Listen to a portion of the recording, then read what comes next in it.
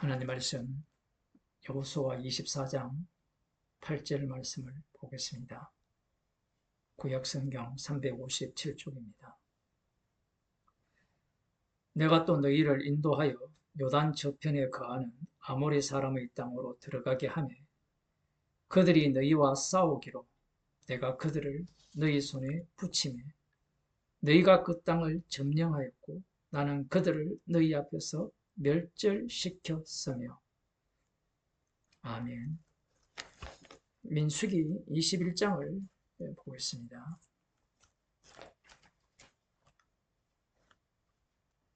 민수기 21장 20절부터 보면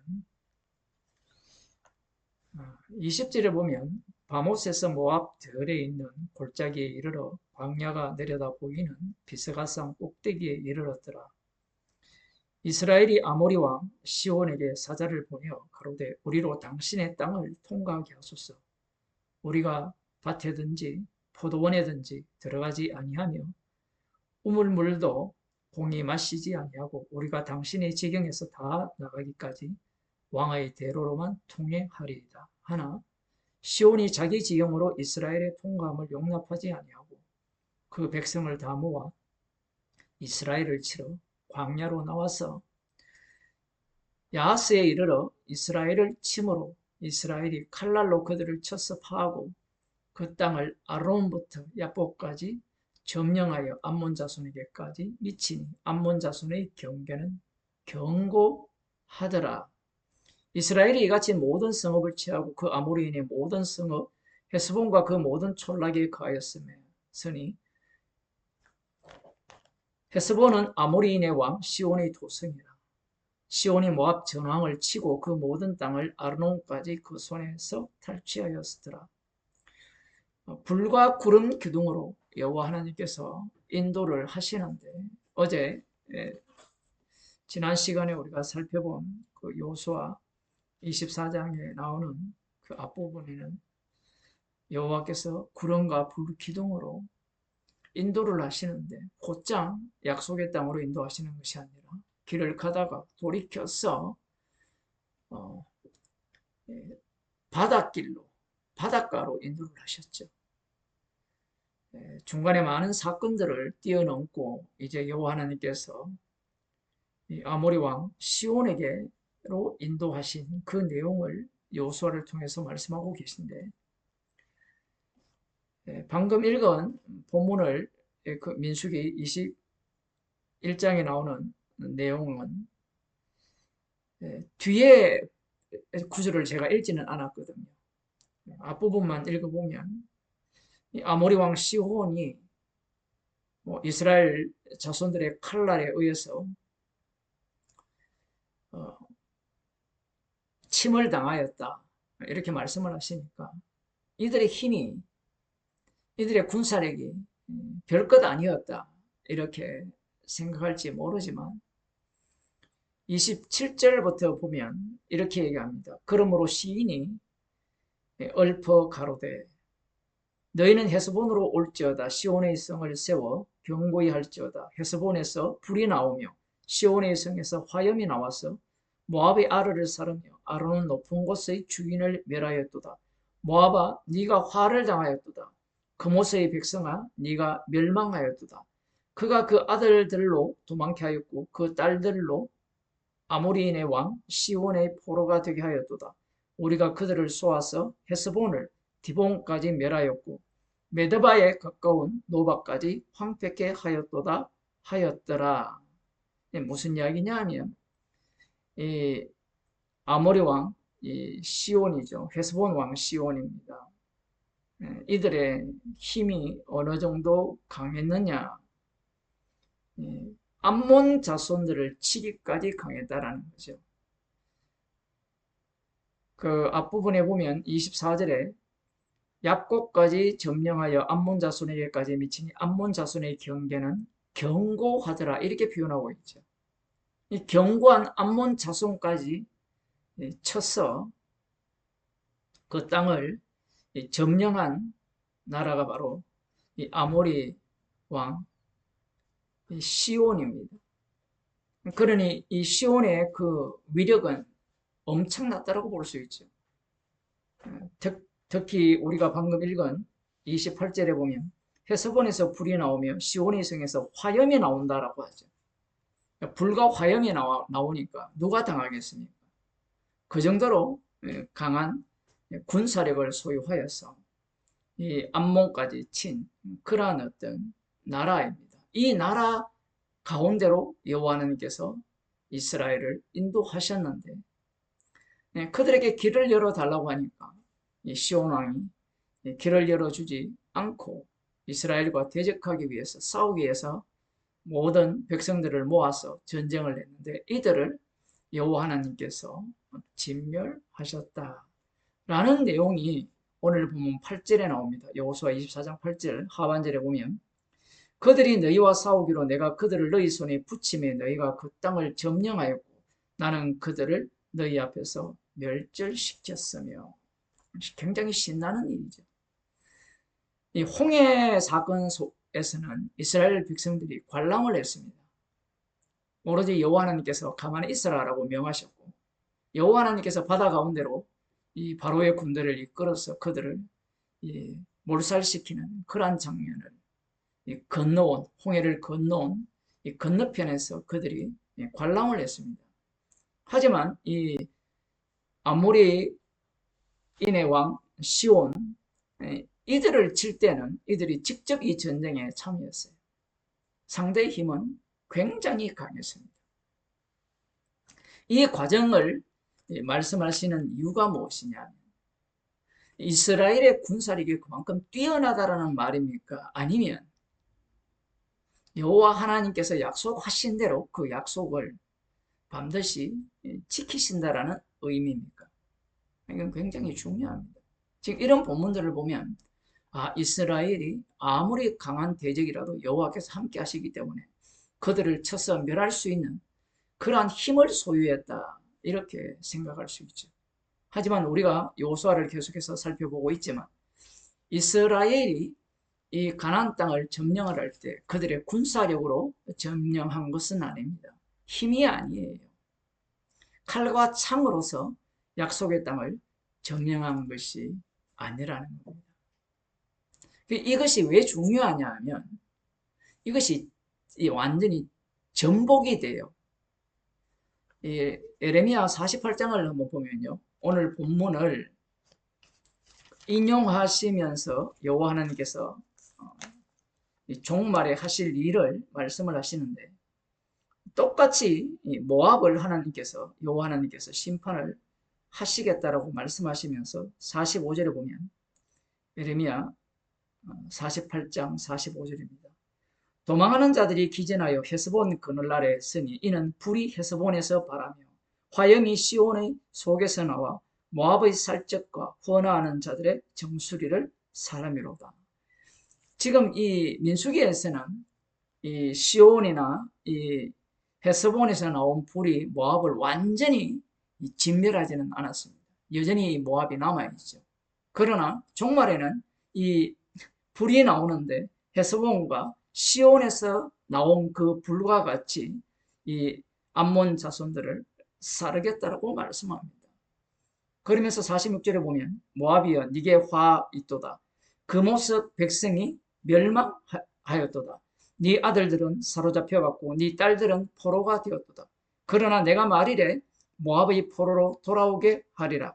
여호와의 말이니라 하시니라. 모압을 심판하는 말씀이 이에 그쳤느니라. 이런 것들을 보더라도 하나님의 심판은 이 불이 나오는 심판이에요.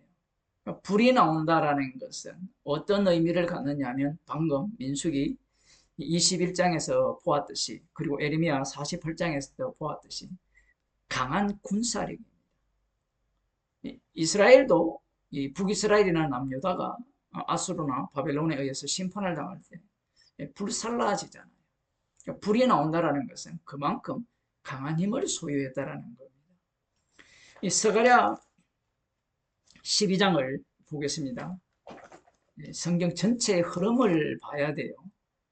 12장 6절을 보면 그날이 어떤 날이냐면 여호와의 날입니다. 심판의 날인데요. 70일에가 완성이 되는 그 날입니다. 그날에 내가 유다 두목들로 나무 가운데 화로 같게 하며, 놀랍죠? 방금 이 시온, 헤스본 왕 시온이나 이 헤스본 자체에서 불이 나오고 불꽃이라고 했잖아요. 그 불꽃을 누구로 사용하느냐면 불살라진 이스라엘입니다. 그 불살라진 이스라엘 가운데 유다 두목들로 하여금 나무 가운데 화로 같게 한다. 이렇게 말씀합니다. 나무가 있으면 거기에 불이 있잖아요. 그럼 나무가 다 타겠죠. 곡식단 사이에 횃불 같게 하리라. 요즘처럼 비가 많이 오면 뭐 불질러도 타지 않는 곡식단이지만 대체로는 이 가을날이 굉장히 맑고 건조하잖아요. 이 곡식단이 가운데 횃불이 있다. 얼마나 잘 타겠습니까? 어릴 때 이 곡식단을 쌓아놓은 곳에 불내는, 동네마다 불내는 애들이 있잖아요.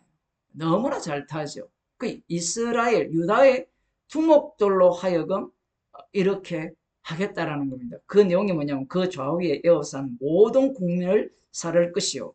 예루살렘 사람은 다시 그 본 곳 예루살렘에 거하게 되리라. 이 마지막 날이죠.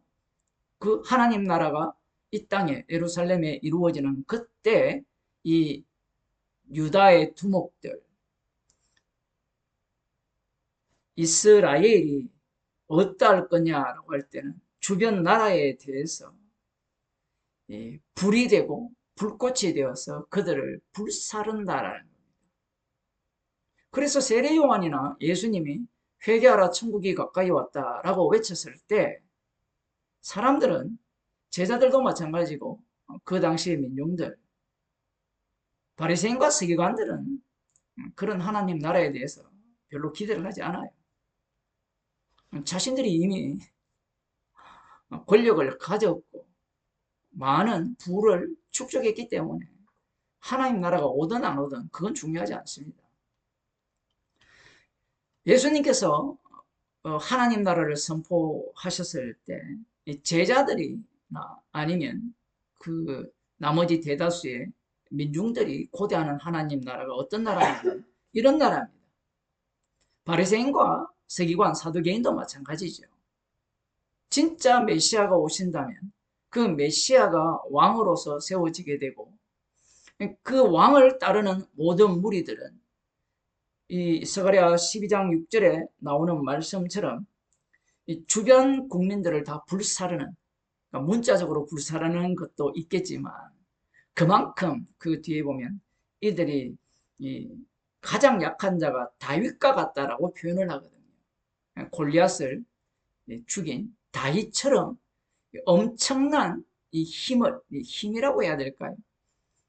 싸움을 잘하는 전쟁의 용사, 그러한 자들이 메시아 이스라엘의 왕을 중심으로 이렇게 세워질 것을 고대한 겁니다.